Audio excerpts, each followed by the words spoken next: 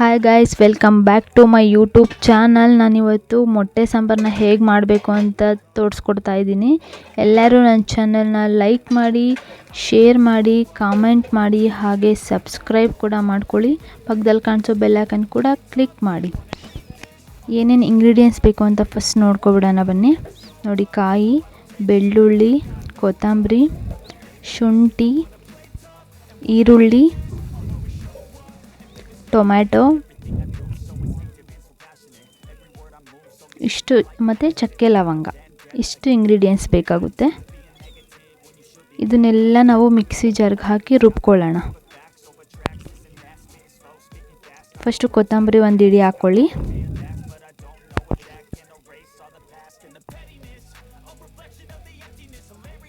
Next ಇದಕ್ಕೆ ಶುಂಠಿ ಹಾಕ್ಕೊಳ್ಳಿ, ಒಂದು ಸ್ವಲ್ಪ ಹಾಕ್ಕೊಳ್ಳಿ ಸಾಕು.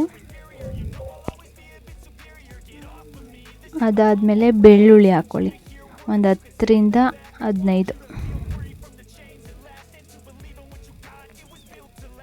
ಹಾಗೆ ಈರುಳ್ಳಿ ಕಟ್ ಮಾಡಿ ಹಾಕ್ಕೊಳ್ಳಿ. 2 ಈರುಳ್ಳಿ ನಾನು ಕಟ್ ಮಾಡಿ ಇಟ್ಕೊಂಡಿದ್ದೆ, ಹಾಕೋತಾ ಇದ್ದೀನಿ.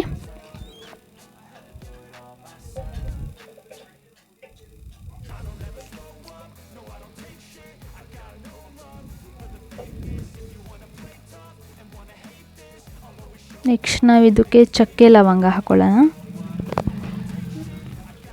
ನೋಡಿ, 1-2 ಲವಂಗ, ಒಂದು ಚಿಕ್ಕ ಪೀಸು, 4 ಚಕ್ಕೆ ಹಾಕೋತಾ ಇದ್ದೀನಿ. ನೆಕ್ಸ್ಟ್ ಕಾಯಿ ಹಾಕ್ಕೊಳ್ಳಿ. ಕಾಯಿ ಒಂದು ಸ್ವಲ್ಪ ಹಾಕ್ಕೊಳ್ಳಿ, ನಿಮಗೆ ಗೊತ್ತಾಗುತ್ತಲ್ವ ಎಷ್ಟು ಹಾಕ್ಕೋಬೇಕು ಅಂತ. ಸಾಂಬಾರು ಜಾಸ್ತಿ ಬೇಕು ಅಂದರೆ ಜಾಸ್ತಿ ಹಾಕ್ಕೊಳ್ಳಿ.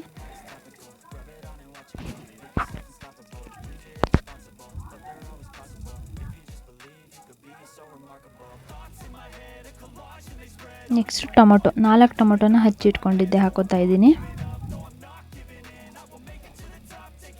Medium size tomato 4.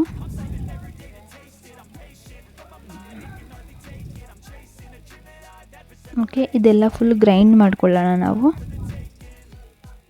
ಗ್ರೈಂಡ್ ಆದಮೇಲೆ ನೋಡಿ, ಎಲ್ಲ ಗ್ರೈಂಡ್ ಆಗಿದೆ, ರುಬ್ಕೊಂಡಾಗಿದೆ ಎಲ್ಲನೂ. ನೆಕ್ಸ್ಟ್ ನಾನು 4 ಮೊಟ್ಟೆ ತೊಗೊಂಡಿದ್ದೀನಿ. ಮತ್ತು ಒಂದು ಪಾತ್ರೆಗೆ 2 ಸ್ಪೂನ್ ಆಯಿಲ್ ಹಾಕ್ಕೊಳ್ಳಿ.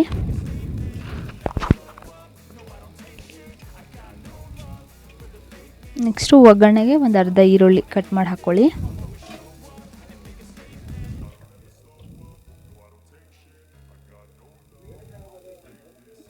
ಅದು ಸ್ವಲ್ಪ ಫ್ರೈ ಆಗೋವರೆಗೂ ವೆಯ್ಟ್ ಮಾಡಿ.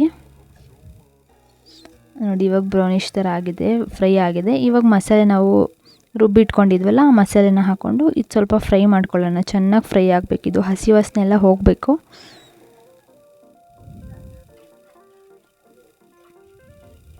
ನೋಡಿ, ಈ ಥರ ಅಲ್ಲಾಡಿಸ್ತೀರಿ. ಚೆನ್ನಾಗಿ ಫ್ರೈ ಮಾಡ್ಕೊಳ್ಳಿ ಅದನ್ನು, ಮಸಾಲೆನ ಮೀಡಿಯಮ್ ಫ್ಲೇಮಲ್ಲೇ ಇಟ್ಕೊಂಡು ಫ್ರೈ ಮಾಡ್ಕೊಳ್ಳಿ. ಇವಾಗ ನೋಡಿ, 1 ಸ್ಪೂನು ಖಾರದ ಪುಡಿ ಹಾಕ್ತಾಯಿದ್ದೀನಿ.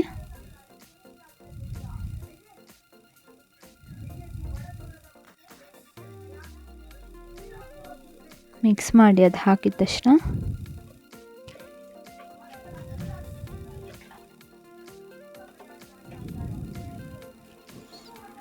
ನೆಕ್ಸ್ಟ್ ಇದಕ್ಕೆ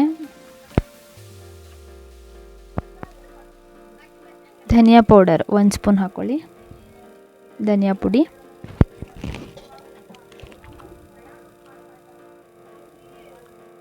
ನೆಕ್ಸ್ಟು ಅರಿಶಿನ ಹಾಕ್ಕೋಬೇಕಾಗುತ್ತೆ.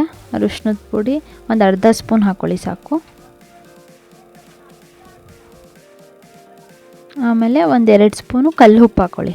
ಕಲ್ಲುಪ್ಪು ಆದರೆ ಅಳತೆ ಗೊತ್ತಾಗುತ್ತೆ ಅಂತ ನಾನು ಇದನ್ನೇ ಯೂಸ್ ಮಾಡೋದು ಜಾಸ್ತಿ. ಕಲ್ಲುಪ್ಪೆ ಹಾಕ್ಕೊಳ್ಳಿ 2 ಸ್ಪೂನು.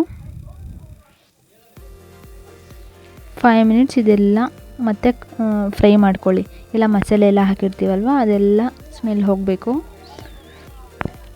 ಫ್ರೈ ಮಾಡ್ಕೊಂಡಾದಮೇಲೆ ನೋಡಿ, ಫ್ರೈ ಆಗ್ತಿದೆ. 5 ಮಿನಿಟ್ಸ್ ಆದಮೇಲೆ ಅದು ಕಲರೇ ಚೇಂಜ್ ಆಗಿರುತ್ತೆ ಫ್ರೈ ಆದಮೇಲೆ. ಆಮೇಲೆ ನೀರನ್ನ ಹಾಕ್ಕೊಳ್ಳಿ. ನೀವು ನೋಡ್ಕೊಂಡು ಹಾಕ್ಕೊಳ್ಳಿ ನೀರು ಎಷ್ಟು ಬೇಕು ಅಂತ.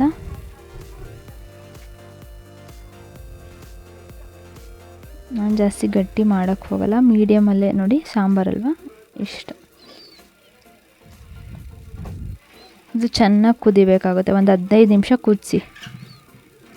ನೋಡಿ 15 ನಿಮಿಷ ಕುದ್ದಿದ್ದಾದಮೇಲೆ ನಾವು 4 ಮೊಟ್ಟೆ ಇಟ್ಕೊಂಡಿದ್ವಲ್ಲ ಅದನ್ನು ಒಡೆದ್ಬಿಟ್ಟು ಹಾಕೋಣ. ನೋಡಿ ಹಾಕ್ತಾಯಿದ್ದೀನಿ ನಾನು. ಒಂದ್ರ ಮೇಲೆ ಒಂದು ಹಾಕಬೇಡಿ, ಎಲ್ಲ ಪಕ್ಕ ಎಲ್ಲೆಲ್ಲಿ ಸ್ಪೇಸ್ ಇರುತ್ತೋ ಅಲ್ಲೆಲ್ಲ ಹಾಕ್ಕೊಳ್ಳಿ. 4 ಮೊಟ್ಟೆನೂ ಅದೇ ಥರ ಹಾಕ್ಕೊಳ್ಳಿ. ನೋಡಿ ಆ ಥರ.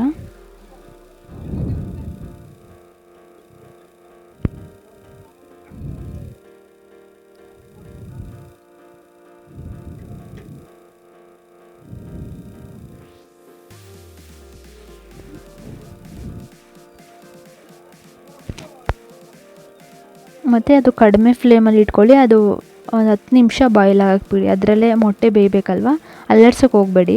ನೋಡಿ ಮೊಟ್ಟೆ ಬೆಂದಾದಮೇಲೆ ತಿರುವು ಹಾಕ್ಕೊಳ್ಳಿ. ಈ ಥರ ಒಂದು 10 ಮಿನಿಟ್ಸು ಮತ್ತೆ ಕುಕ್ ಮಾಡಿ ಅದನ್ನು. ನೋಡಿ ಇವಾಗ ಮೊಟ್ಟೆ ಸಾಂಬಾರು ರೆಡಿ ಆಗಿದೆ. ನಾನು ಸರ್ವ್ ಮಾಡಿಬಿಟ್ಟು ತೋರಿಸ್ತೀನಿ ಹೇಗಾಗಿದೆ ಅಂತ.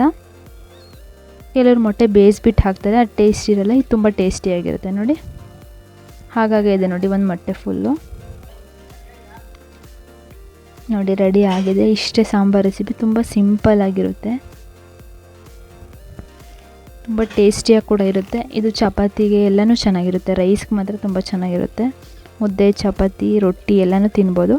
ನೋಡಿ ಹೇಗಾಗಿದೆ ಅಂತ. ಎಲ್ಲರೂ ಒಂದ್ಸಲ ಈ ರೆಸಿಪಿನ ಟ್ರೈ ಮಾಡಿ ಹೇಗೆ ಬಂದಿತ್ತು ಅಂದ್ಬಿಟ್ಟು ಕಾಮೆಂಟ್ ಮಾಡಿ ಹೇಳಿ. Thanks for watching my video.